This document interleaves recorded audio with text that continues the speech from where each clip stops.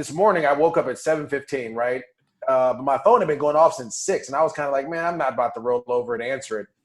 And I looked, and I was like, no way, the Jags just cut Leonard. Like, that's crazy. How does that happen? How do you get rid of this guy? And so, to me, in this league, it's all about you have to have a talented team to win. You can't win in this league without talent. Like I've had multiple coaches tell me this, and I truly believe it because I coach little kids football and I coach high school football, obviously, as you know that.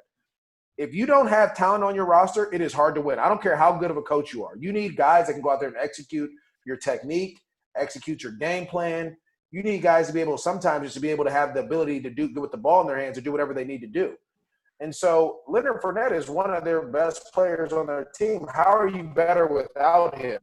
That was my first question. And then the timing of it. You cut him after training camp, right? Like, how do you do that? What sign or what are you saying to your locker room? Like, well, we'll just cut you whenever we want to, especially being one of your top players. And so I just feel like they have a lot going on over there that they got to figure out and get back. So what is the reasoning then? I mean, you've been obviously involved in personnel and stuff like that for your whole life. What is the reason, in your opinion, that why Leonard Fournette is no longer a Jaguar?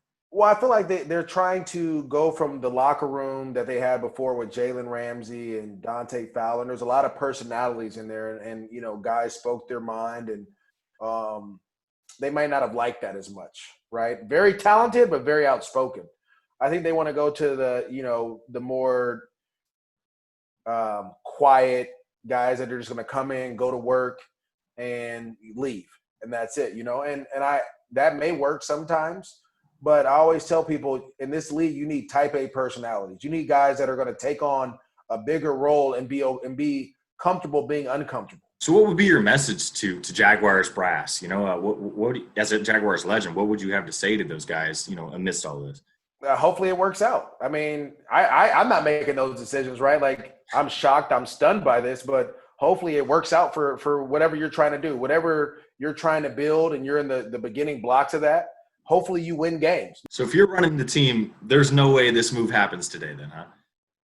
If I was running the team, you want to get me in trouble, but if I was running the team, a lot of guys that have left would still be there, period. Like, I don't have a problem with personalities, to be honest. You've seen some of my teams that I've coached in the past. We all have personalities, but you have to be able to relate to those personalities. You have to be able to engage those personalities. Even though I'm upset, and hurt by this move, because again, as a Jags fan, I think all Jags fans we're kind of caught in this, like, what are we doing type of thing. I still believe that I still am going to root for the Jags. I'm always going to root for the Jags. I tell people all the time, anytime they have me pick games, the Jags go 16-0 every year, because that's just who I am. It's going to be a little bit harder for us to go 16-0. But I feel like we still got some young pieces that may give us an opportunity to do it.